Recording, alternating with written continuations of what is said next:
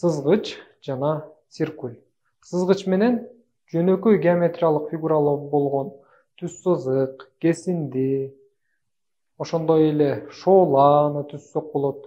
Мен силер менен төмөндөгүдөй кесинди сызып көрөйүн. БЦ кесиндиси. Ал эми циркульдун жардамы менен биз айлана жана тегеректи сызып алсак болот. ОА радиуска ээ болгон О борбору болуп эсептелинген айлананы сызып көрөлү.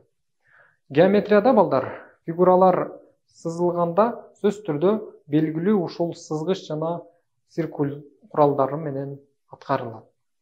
Эми геометрияда ушул сыяктуу түзүүлөр геометриялык түзүүлөр деп айтылат. Башкача айтканда, берилген куралдын жардамы менен кандайдыр фигураларды түзүү геометриялык түзүү деп айтылат. Геометриялык түзүүлөр көбүнчө балдар маселелер түрүндө берилет. Ошол маселени чыгарып, биз кандайдыр бир фигураны түзөбүз, же болбосо ошол түзүлгөн фигура маселенин жообу болуп эсептелинет. Ушул сыяктуу бир маселени карайлы. Тик бурчтукка сырттан сызылган айлананы түзгүлө. Бул маселедеги ABCD тик бурчтугу берилген фигура болуп эсептелинет. Ал эми изделүүчү фигура болсо, биз азыр сыза турган айлана болот.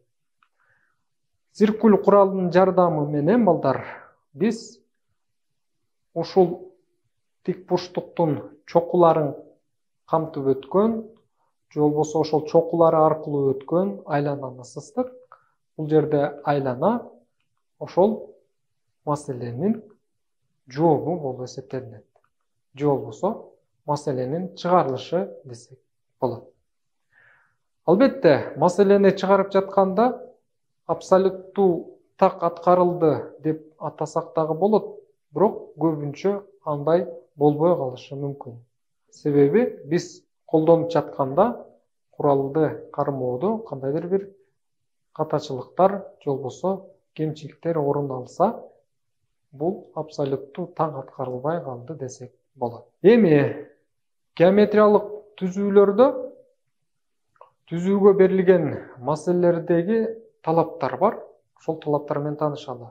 Биринчи талап: маселеде берилген фигуралар түзүлгөн деп эсептелет. Биз төмөндөгүдөй жөнөкөй түзүүгө берилген маселени карайлы. Бул маселе эки жагы жана арасындагы бурчу боюнча үч бурчтук түзгүлө деген маселе болсун. Ал үчүн чокусу S болгон бурчту карайбыз. Бул жерде циркуль куралынын жардамы менен S чокусун борбор кылып алып, каалагандай радиустагы айлананы сызабыз. Жана бул айланабыз M жана N чекиттеринде ушул бурч менен кесилишет.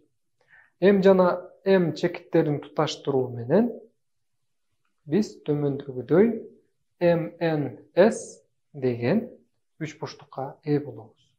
Демек, бул үч бурчтук ушул маселенин чыгарылышы же жообу. А биринчи талап: маселеде берилген фигуралар түзүлгөн деп эсептелет дегенди, бул жердеги берилген фигура бул бурч, ушул бурч дагы биринчи талап боюнча маселеде берилген же түзүлгөн деп эсептелинет экен. Эми экинчи талап: түзүлгөн фигурада жатуучу каалаган чекитти түзүлгөн деп эсептөөгө болот. Жогорудагы маселенин чыгарылышын карайлы. Бул жерде албетте M жана N чекиттери түзүлгөн фигурада жатуучу чекиттер болуп эсептелинет. Үчүнчү талап: түзүлгөн фигурада жатпаган каалагандай чекитти түзүлгөн деп эсептөөгө болот. Жогорудагы мисалдын чыгарылышын карай турган болсок, бул жердеги E жана F чекиттери берилген фигурада жатпайт, ошентсе дагы алар түзүлгөн же болбосо берилген деп эсептелинет экен. Демек, E, F чекиттери түзүлгөн фигурада жатпаган чекиттер. Ошентсе дагы алар түзүлгөн деп эсептелинет.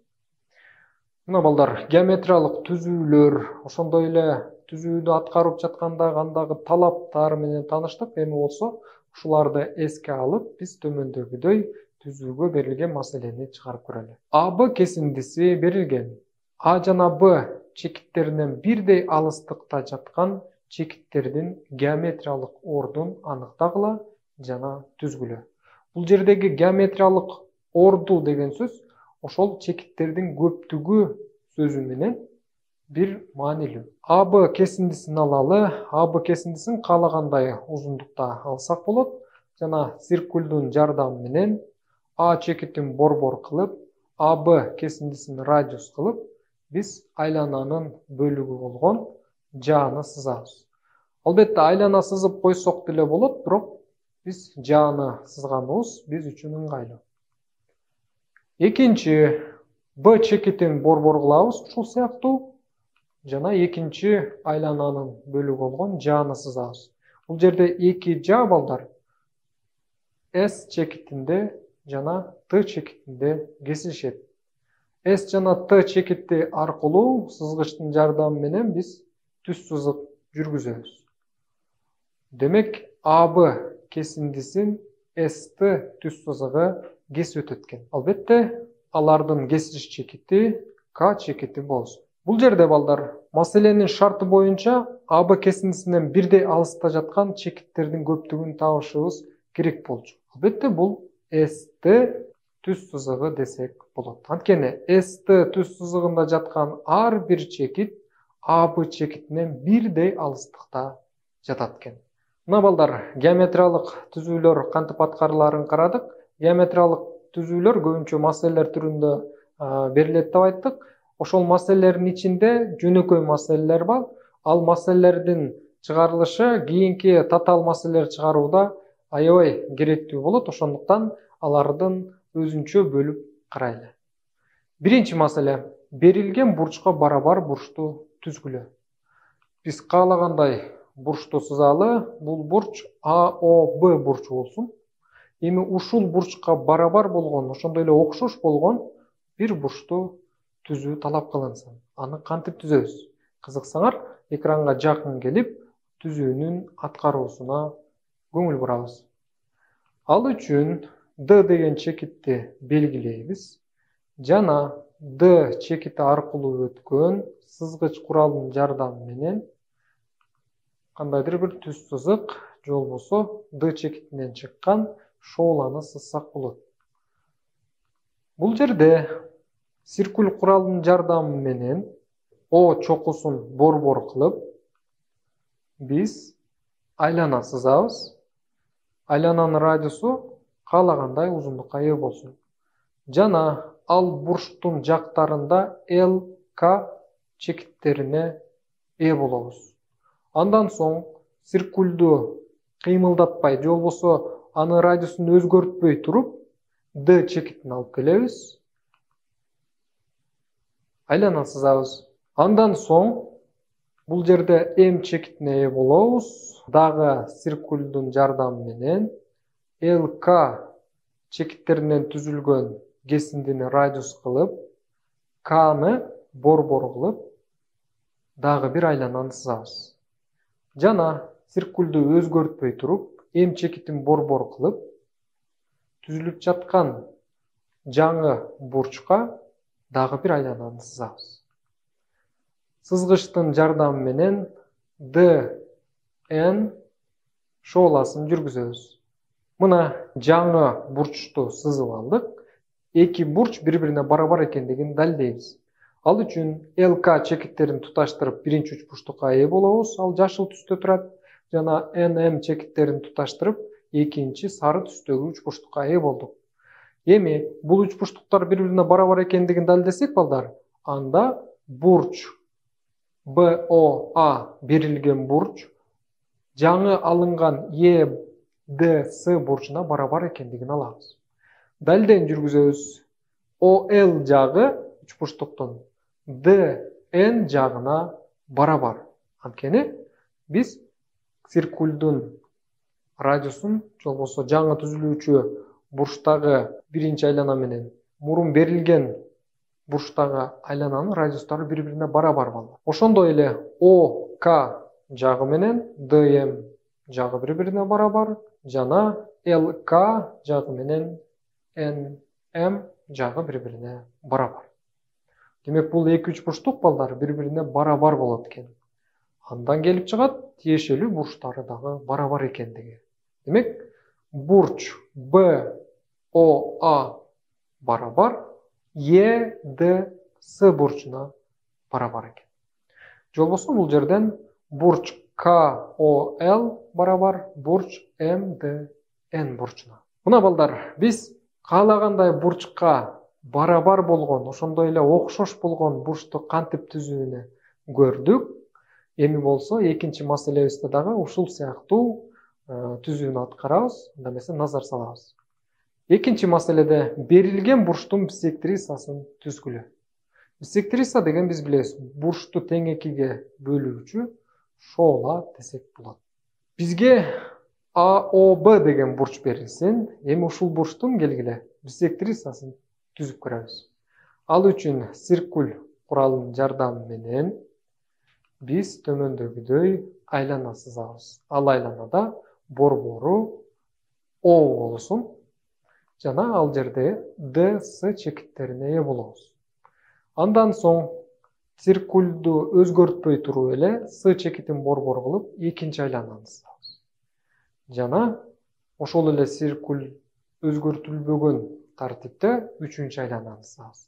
Экинчи жана үчүнчү айлана бири-бири менен E чекитинде кесишет балдар.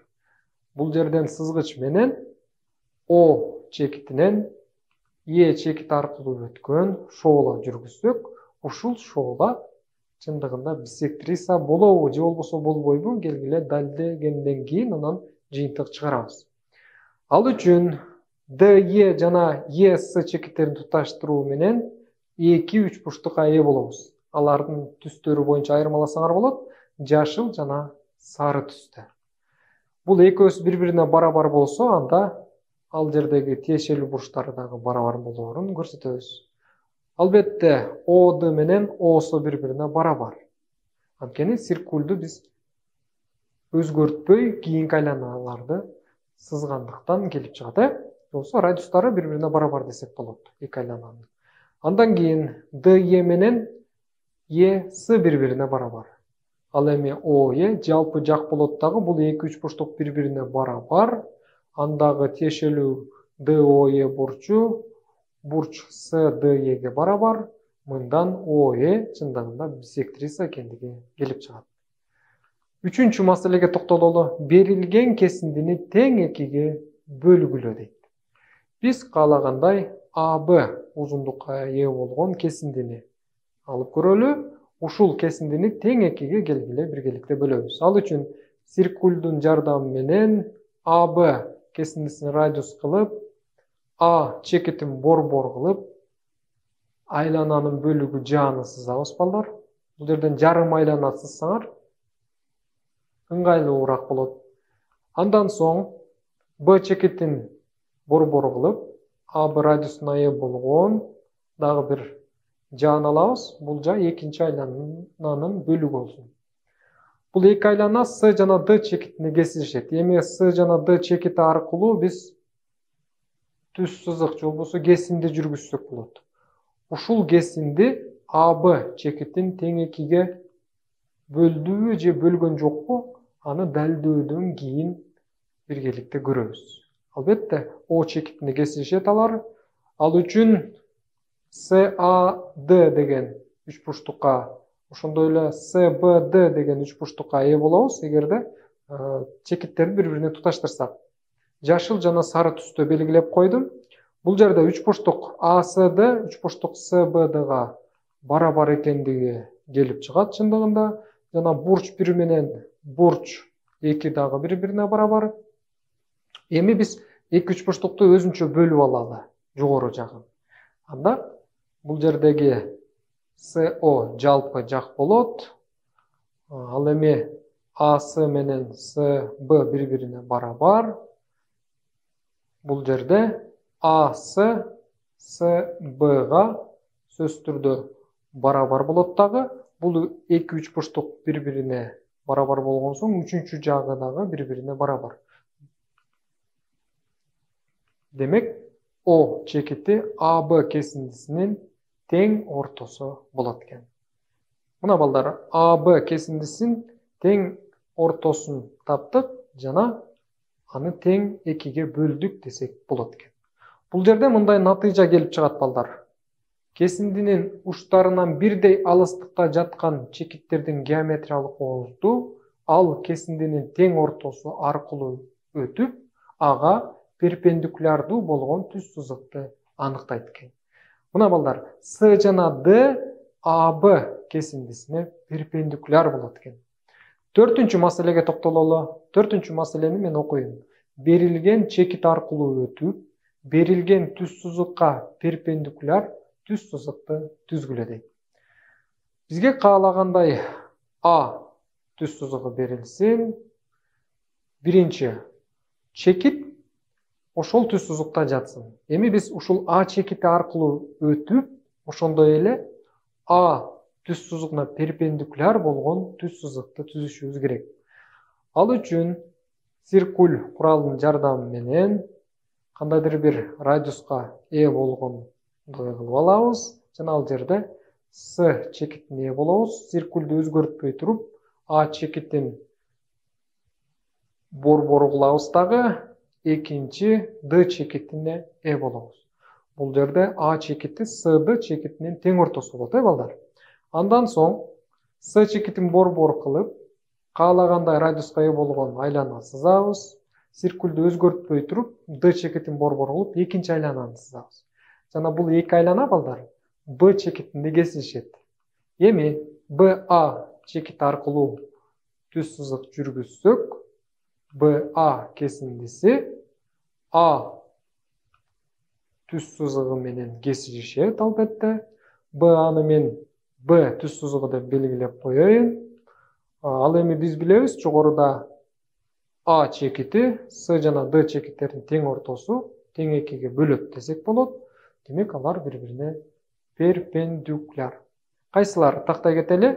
А жана Б түз сызыктары бири-бирине перпендикуляр. Экинчи Б варианты деп коелу. Бул жерде А чекити А түз сызыгында жатпасын, же болбосо тышкары жатсын. Анда кандай аткарылат, биргеликте карайбыз. Циркуль куралынын жардамы менен А чекитин борбор кылып, айлана сызабыз. Анда ал айланабыз А түз сызыгы менен эки чекитте кесилишет. Алар С жана Д чекиттери болсун. Эми болсо С чекитин борбор кылабыз дагы бир айлана сызабыз. Циркулду өзгөртпөй туруп, Д чекитин борбор кылып, дагы бир айлананы сызабыз. Бул эки айлана Б чекитинде кесилишет. Алар аркылуу түз сызык жүргүзсөк, анда бул Б түз сызыгы А түз сызыгына перпендикуляр болот. Анткени алынган